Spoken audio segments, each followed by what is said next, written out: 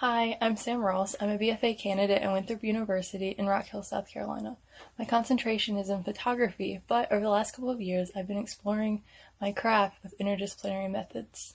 Today, I'll be discussing how I take my photographs and create a physical experience for viewers in my thesis body of work, The Space in Which We Exist. The Space in Which We Exist is an ongoing project that I started spring 2019. I began with this project by asking my subjects, if you were to die today, what items would make you up as a person? I started by asking them this question, so I could begin to make a portrait of them. I asked them to put the objects that made them up into mason jars. I specifically decided I wanted to use mason jars to represent the fragility of relationships people have with each other, and also preservation that goes into keeping these relationships, much like preservatives in a mason jar. By looking through each jar, you can clearly see the personalities of the people. Some people filled them up all the way, while others only filled them up a little bit. Their personalities come out. Some people are loud, bold, and colorful, while others are more muted and calm.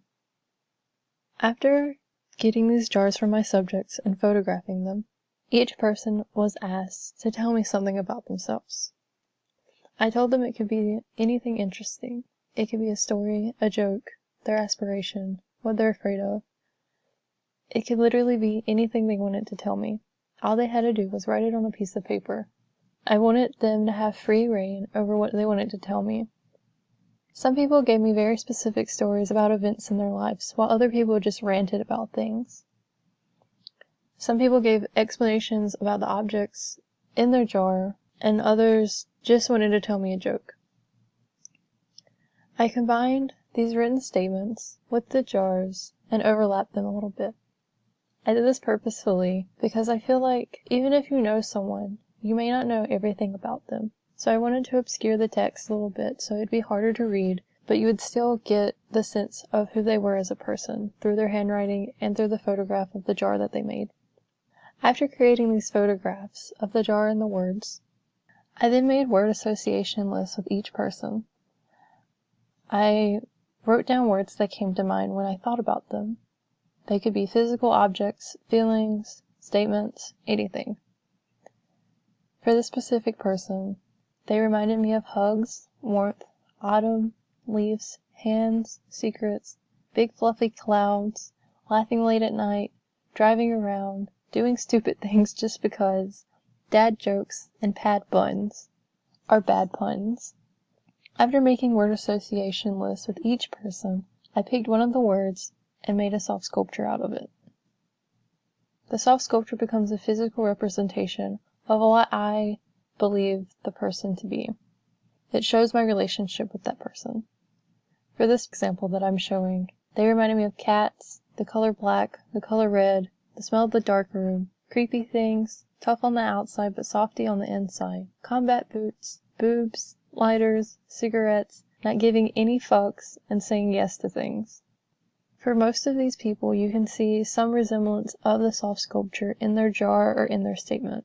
After doing this for each person, for my installation, I decided I wanted to make a living room for people to sit and to view them.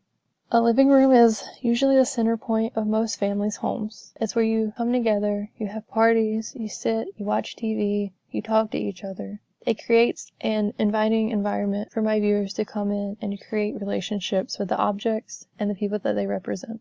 Each soft sculpture has a little hidden pocket. On some of these photos, you can see the pieces of paper sticking out of them. Each of these pieces of paper have a QR code and a sentence stating why I chose that specific object for the person. Some examples are, your obsession with the odd and eccentric. Hands are just the beginning. It's one of the jars I showed earlier. You always wear bold lipstick and outfits, something I could never pull off even if I tried. You are always smiling and are joking, and your personality is reflective of your big heart. You're a freaking moth, but please stop staring at the lights. You are always staring out of windows, wanting to leave and go somewhere away from wherever you are. I don't think I've ever seen you without a tablet or electronic. You fully embody what it means to be anime and online. So each individual person, each individual object has one of these in it. Once you scan the QR code, it leads you back to one of the original photographs I've made. When you scan the QR code, it gives you a screen similar to the one on the left. By doing this, viewers have a chance to connect the soft sculpture with the photograph, by then connecting them to the individual and creating a portrait of a person in their mind.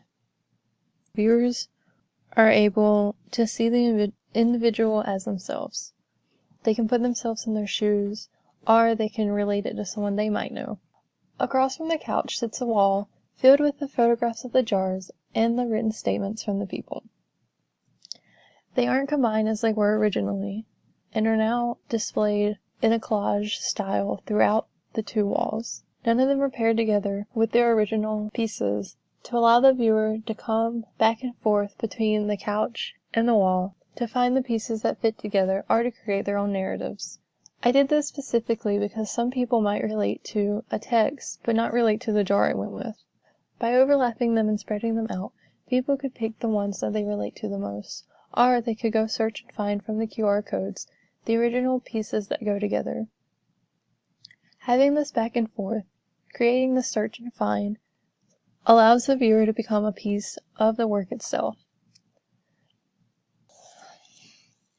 The space in which we exist makes us who we are as people. I believe on the simplest of terms, everyone is related and connected in some way. By going back and forth between the QR codes, the soft sculptures, and the photographs on the wall, people can create relationships with each other, relationships with the subjects, and relationships with me, the artist. This falls back to the idea of community, people, and connections that we have with each other. Connections that we have on the simplest of terms. I want the viewers to think about their lives and the connections they have with other people. I want them to see themselves as more as just an individual, but as a collective with other people who they can relate to and who can relate to them. I really hope you get the chance to come and experience my body of work in person. Thank you so much for listening to my artist talk about my thesis work, The Space in Which We Exist.